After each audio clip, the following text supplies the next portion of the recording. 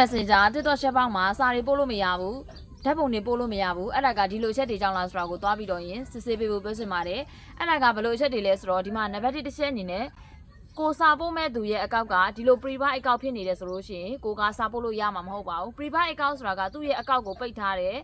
သူကသူ့ရဲ့ message သူ့ရဲ့အကောက်ကိုသူကပိတ်ထားတာဆိုလို့ရှိရင်ကိုစာပို့လို့ရမှာမဟုတ်ပါဘူးဒါတော့နံပါတ်1တစ်ချက်ဖြစ်ပါတယ်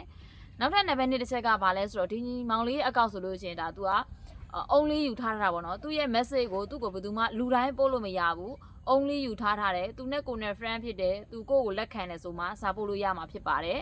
ဒါကတော့ဒီလိုမျိုးပေါ့နော်ဒါကြောင့်မလို့ကိုအဲ့လိုမျိုးစာပို့ချင်တယ်ဆိုရင်ဒီလိုအချက်တွေရှိနေလားဆိုတာကိုသွားပြီးတော့တစ်ချက်လောက်စစ်ဆေးပေးပါ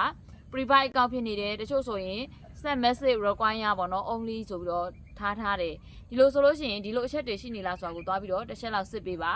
တကယ်လို့အဲ့လိုအချက်တွေဖြစ်နေပြီဆိုလို့ရှိရင်ဒီ message require ဖြစ်နေတယ်ဆိုလို့ရှိရင်အဲ့ဒီသူကို everyone ထားခိုင်းပေးပါဒီလိုမျိုး private account ဖြစ်နေတယ်ဆိုလို့ရှိရင်တော့အဲ့ဒီ private account ဖြစ်နေတဲ့သူကိုeveryone ထားခိုင်းပေးပေါ့နော် private account ကိုဖွင့်ပေးပါလို့ပြောပေးပါဒါဆိုလို့ရှိရင်တော့ကို message ပို့လို့ရမှာဖြစ်ပါတယ်။ဘာကြောင့်လဲဆိုတော့သူတို့ရဲ့ account တွေကိုပိတ်ထားတယ်သူတို့ရဲ့ account တွေကိုတယောက်တည်းသာလေးရင်စာပို့လို့ရမယ်ဒီလိုမျိုးခလုတ်တွေကိုဖွင့်ထားတာဖြစ်တဲ့ကြောင့်လို့ကိုဘက်ကစာပို့လို့မရတာဖြစ်နိုင်ပါတယ်ဒါကတော့နံပါတ်1တစ်ချက်ဖြစ်ပါတယ်နောက်ထပ်နံပါတ်2တစ်ချက်ကကြတော့ကိုစာပို့တဲ့အခါမှာ internet line မကောင်းတဲ့အခါမှာဆိုလို့ရှိရင်လည်းစာပို့လို့ရမှာမဟုတ်ပါဘူးဒါကတော့နံပါတ်2တစ်ချက်ဖြစ်ပါတယ်နောက်ထပ်နံပါတ်3တစ်ချက်ကကြတော့တချို့နိုင်ငံတွေမှာ internet line သုံးစွဲခွင့်ပေးထားတယ်ဒါပေမဲ့စာပို့လို့မရအောင်ဒီလိုမျိုးတွေလုပ်ထားတယ်ဓာတ်ပုံတွေပို့လို့မရအောင်ပိတ်ထားတဲ့နိုင်ငံတွေရှိတယ်ပေါ့နော်ဒါကြောင့်မလို့ကိုကအဲ့လိုအချက်တွေနဲ့ညှိနေတယ်ဆိုလို့ရှိရင်တော့စာတွေပို့လို့မရဘူးဓာတ်ပုံတွေပို့လို့ရမှာမဟုတ်ပါဘူးဒီလိုအချက်တွေညှိနေလားဆိုတာကိုကိုရဲ့တငယ်ချင်းတွေစီကိုသွားပြီးတော့စစ်ဆေးပေးဖို့ပြောချင်ပါတယ်ဒီလိုလေးကအဆင်ပြေမယ်လို့တော့ထင်ပါတယ်တကယ်လို့ကိုရဲ့တငယ်ချင်းကိုကနေပြီးတော့private account ကဘယ်လိုဖွင့်ရတာလဲ message require ဘယ်လိုဖွင့်ရတာလဲသိချင်တယ်ဆိုရင်တော့ဒီ comment မှာရေးလာခဲ့ပြီးပါနောက်ထပ်ဗီဒီယိုမှာပြန်ဆုံပါမယ်TikTok မှာကိုတိုင်းက follower တွေတိုးချင်တယ် view တွေများချင်တယ်ဆိုလို့ရှိရင်တော့ဒီနေ့ဒီဗီဒီယိုလေးမှာနီလန်တစ်ခုနဲ့ share တစ်ခုကိုလာပြီးတော့မျှဝေပေးချင်ပါတယ်တကယ်လို့ကိုတိုင်းက TikTok မှာ follower တွေအမှန်တကယ်တိုးချင်တယ် view တွေရချင်တယ်ဆိုရင်တော့နံပါတ်1နီလန်ကပါလဲဆိုလို့ရှိရင်